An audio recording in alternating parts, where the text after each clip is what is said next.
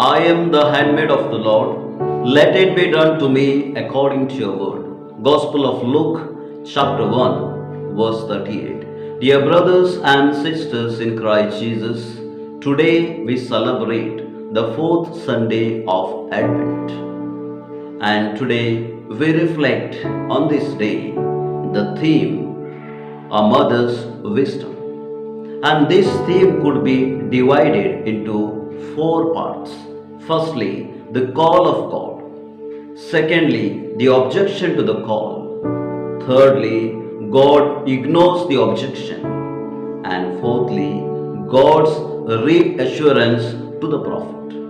Firstly, the call of God. We have major prophets and minor prophets in the Old Testament. The major prophets like Isaiah, Jeremiah, Ezekiel, Daniel. And if you look at their call, we have different stories about their call. Isaiah had gone to the temple for praying, and there he saw the heavenly angels, and wherein he got his call. And God asks him, "Who shall go for me?" And we know Isaiah replies, "Here I am, send me." Same thing we look at in the life of Ezekiel, where he saw a big cloud, and in the cloud there were four living creatures with the wings. And once again he received his call. And we have Jeremiah. He was a young, and God called him, and he says, "I am not able to speak, I am a small." And comparing to this all four calls or three calls, we go back to Mother Mary, where she did not see any vision in the temple. Rather, the angel of the Lord, Angel Gabriel, came to her with a message that she will become the mother of his only son, or mother of God's son. And we know the angel Gabriel tells Mother Mary, "Ye will conceive and bear a son, and who will be called Jesus." And Mother Mary was disturbed, and we know the call of God to Mother Mary. Secondly, the objection to the call. Now, so many major prophets or minor prophets, God called them, but there was also the objection. Jeremiah said, "I am a small." Isaiah said, "I am an unclean man." Ezekiel said, "I am not worthy." And same thing we see in the life of Mother Mary also, when God gave her an invitation to become the mother of his son. The Mother Mary was fearful. She was hesitant, and he says, "How this will take place, because I am a virgin."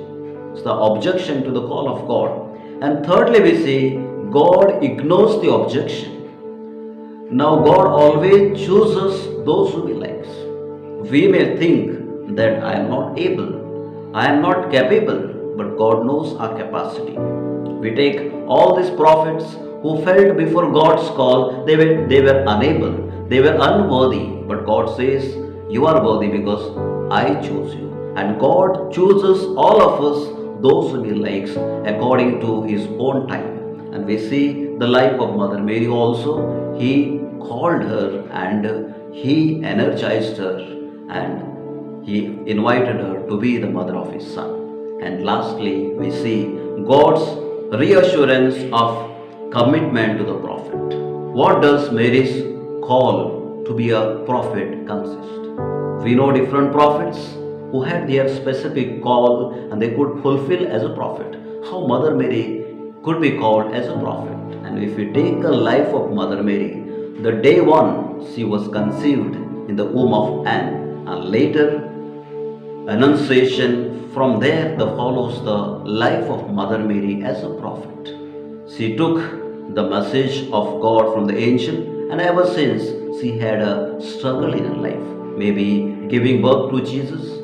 After Jesus and Mother Mary, Joseph fly to Egypt, and later we have Jesus' death on the cross. And all these things we see there was a prophetic role of Mother Mary, who encountered all the accusations, difficulties, sufferings in our life. And that's why we say a mother's wisdom. And keeping before this theme before us, let us have certain applications for our life.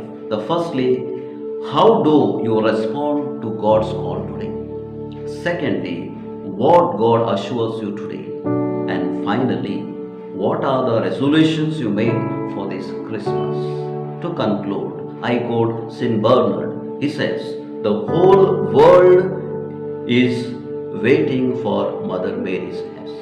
May the Lord bless us. Amen.